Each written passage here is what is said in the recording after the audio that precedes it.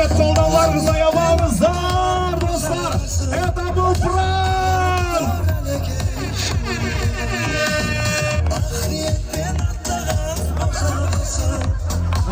Сүйілсін, сүйілсін, сүйілсін. Қошемет бар ма, қолдау бар ма, достар? Екінші рет махаббатсыздық болады екен.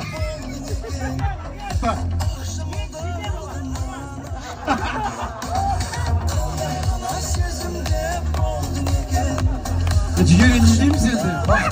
Келіннің маңдайын иіскеп таңдайына түкіріп қойыңыз. Бар ғой сондай. Бақытты бол, жігері. Мен шынымен, жігер негізі бар ғой, күйіктен істеген ғой мынаны, білесіздер ғой. Кәттеп енді. Мейлі ағадан бұйырмаған екен өзіңе. Енді бақытты бол.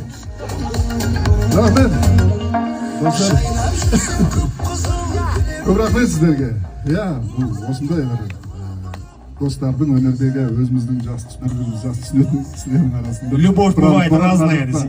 Класстастарым келіп жатыр, достарым келіп жатыр. Бәрі енді күшті кейін келіп жатсыздар. Сағындым негізінде, біразыңды сағындық.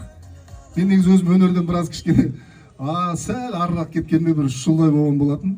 Содан кейін мына жерде өзі осы ар жақта тұрған жігіттер. Кел, Амош келе ғой. Руслан, Өтепбай. Амош дегенге шықпайды. Амантасыған. Мен алтын, бұл да класстасымның бірі. Некей осындай бауырларымыз бар.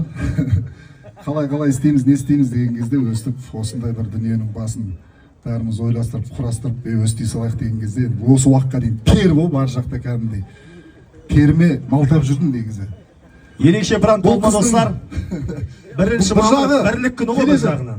Бірлік күні, 1 мамыр бірлік күні келе жатыр. Бұл Фатима деген аруымыз 2 жыл болған осы Қазақстанға келгеніне. Фатима өзің бір ауыз амандасып бүкіл халық